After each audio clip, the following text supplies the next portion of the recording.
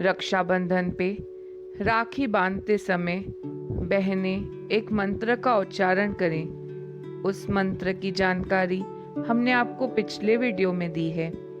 इस वीडियो में हम जानेंगे कि उस रक्षाबंधन के मंत्र की कथा क्या है।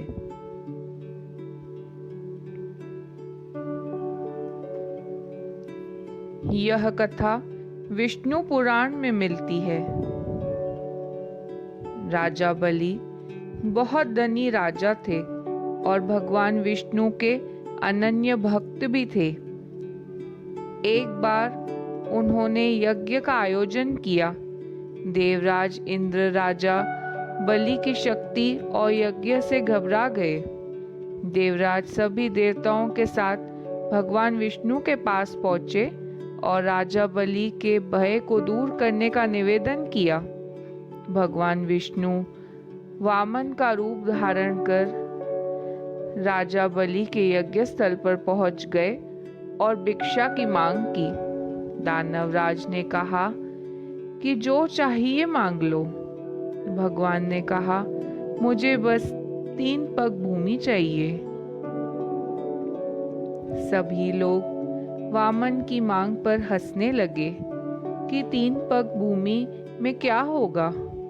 लेकिन जब भगवान ने अपने पग बढ़ाए तो सभी देखकर हैरान रह गए। 2 पग में ही भगवान ने धरती, आकाश और पाताल नाप लिया। तीसरे पग में जब बलि के पास कुछ देने के लिए नहीं रहा तो अपना सिर भगवान के चरणों में डाल दिया।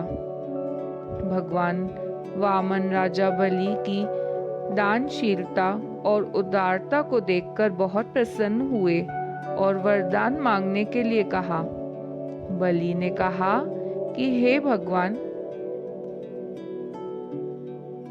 आप मेरे साथ पाताल लोक में निवास करें। भगवान वामन रूप में पाताल में रहने लगे। भगवान के पाताल लोक में चले जाने से देवी लक्ष्मी दुखी रहने लगी। एक दिन देवी लक्ष्मी ने लीला रची और गरीब महिला बनकर राजा बलि के सामने पहुंची। राजा बलि ने महिला की गरीबी देखकर उन्हें अपने महल में रख लिया और बहन की तरह उनकी देखभाल करने लगा।